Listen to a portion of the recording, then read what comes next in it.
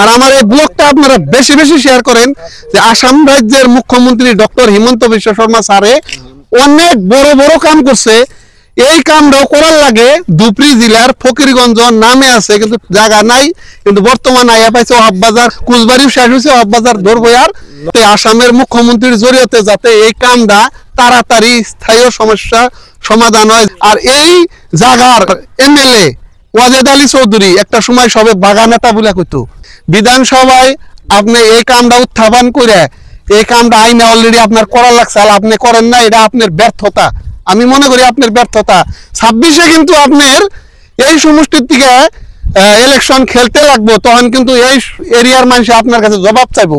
হাজার হাজার মানুষের বাড়ি ঘর চলে গেছে, তারা এখন ভাড়ায় আছে, তারা কিন্তু আপনার কাছে জবাব চাইবো। আজকে ফকিরগঞ্জ ইতিহাস হয়ে গেছে, আজকে কুচবাড়ি ইতিহাস হয়ে গেছে, এই জবাবটা কিন্তু আপনার কাছে চাবো।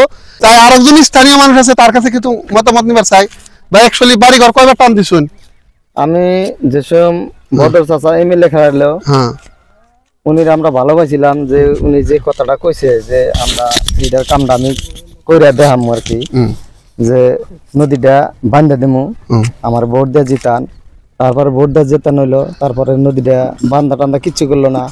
তারপরে উনি এমপি খেলাইলো, তারপর আপনার বেটা খেলাইলো এমএলএ, তার বেটাও জিতলো, তাও কিছু করলো না। তারপরে আরো এমপি খেলাইয়া উনিরে জিতে দিলাম, তাও কিছু করলো না।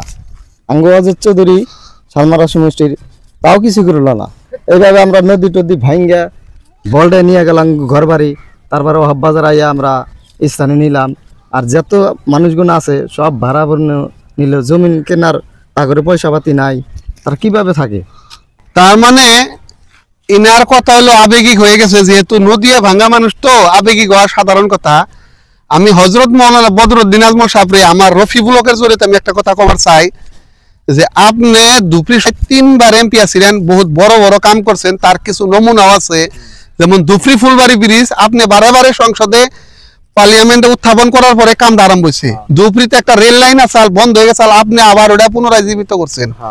ধুবড়ীতে কৃষি মহাবিদ্যালয় আপনার কালে হয়েছে, ধুবড়ীতে মেডিকেল কলেজ আপনার কালে হয়েছে, ধুবড়ীতে পারঘাট আপনার কালে বহুত ডেভেলপ হয়েছে। কিন্তু এই কামটা আপনার দ্বারা হল লাগছাল।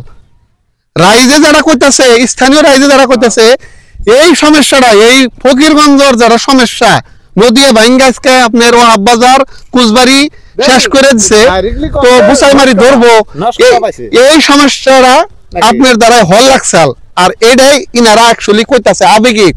আপনারা যদিও ভালো পায়, কিন্তু ইনারা বহুত আবেগিক হয়ে গেছে গা।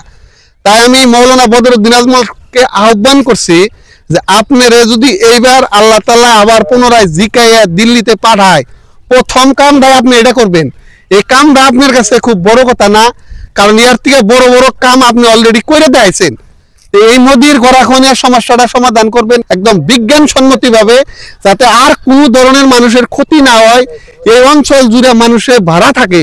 আর আমার এই ব্লগটা আপনারা বেশি বেশি শেয়ার করেন যে আসাম রাজ্যের মুখ্যমন্ত্রী ডক্টর হিমন্ত বিশ্ব শর্মা স্যারে অনেক বড় বড় কাম করছে। এই কামটাও করার লাগে ধুবড়ী জেলার ফকিরগঞ্জ নামে আছে কিন্তু জায়গা নাই, কিন্তু বর্তমান আইয়া পাইছে ওহাববাজার, কুচবাড়িও শেষ হয়েছে, ওহাববাজার ধরবয়ার।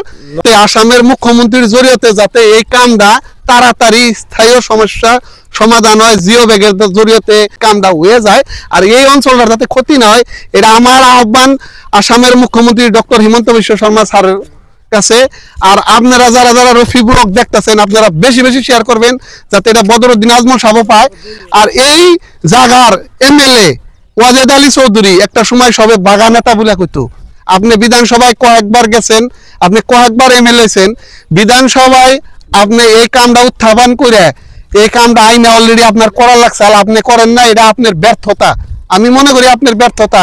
26-এ কিন্তু আপনার এই সমষ্টির থেকে ইলেকশন খেলতে লাগবো, তখন কিন্তু এই এরিয়ার মানুষ আপনার কাছে জবাব চাইবো।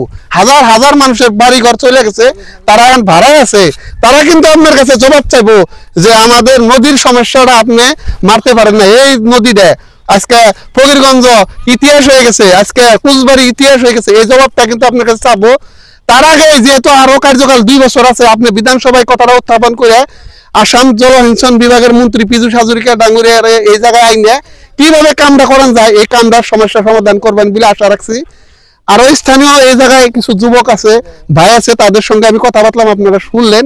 তো ভাই আপনি কিছু কভার চাইছিলেন কোন? তো অজয় চৌধুরীর কথাটা কি কমু ভাই, চৌধুরী ভাই এটা আমাদের ভাই না, ভালো একটা পরিচিত।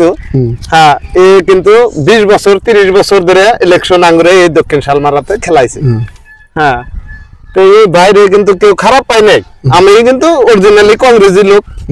এখন কংগ্রেসি লোক যদি হ্যাঁ আমার এই বান্নিকা পড়ে, তাহলে এই ভাই এই নদীটা ভাই কাম করলে করা হতো, কিন্তু করে না। এখন মানুষে এটা নিয়ে রাজনীতি, রাজনীতি, তার মধ্যেও আপনার ধরেন এর যেটা চামচা থাকে, প্রাইভেট একটা চামচা থাকে, তাছাড়া যেমন ব্যাকগ্রাউন্ডে আরো থাকে, এই চামচারা মানে এই কামটা নেয় তাগরে আন্ডারে দেয়, অযোধ্যা দিচ্ছে ঠিকই, কিন্তু ওরা নিয়ে এই যে এই চামচা করে দেয়, এই চামচারা করে কি ওই যে থাকে 10 বিঘা মাটি আছে, ওলে 1 পোয়া কিনে, হেলে 1 পোয়া যায় কিনা ওর মতো মানে রাজত্ব করলো।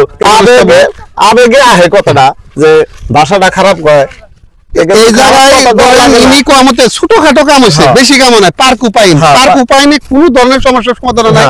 কিছু নেতায় মানে অন্য জায়গায় মাটি কিনছে, হাজার হাজার মানুষ বিপদে ফেলাই, এটাই উনি কভার চাইতেছে। তাই যারা যারা রফি ব্লগ দেখতেছেন বেশি বেশি শেয়ার করেন, জানি এই ব্লগটা সবাই পায়। আর এমএলএ যাতে স্থানীয় এমএলএ অজয় আলী চৌধুরী যাতে ব্লগটা দেখতে পারে, আর আসাম বিধানসভায় কাম ধরে কামটা জানি তাড়াতাড়ি করতে পারে। তারপরে আমি এমপি সাহেবরে বদরুদ্দিন আজমল সাহেব যদি পুনরায় আবার এমপি হয়ে আহে, তো বদরুদ্দিন আজমল সাহেব যাতে এই সমস্যাটা সমাধান করে, এটাই বলে আজকে রফি ব্লগ আমি শেষ করছি। আপনারা ভালো থাকেন, সুস্থ থাকেন।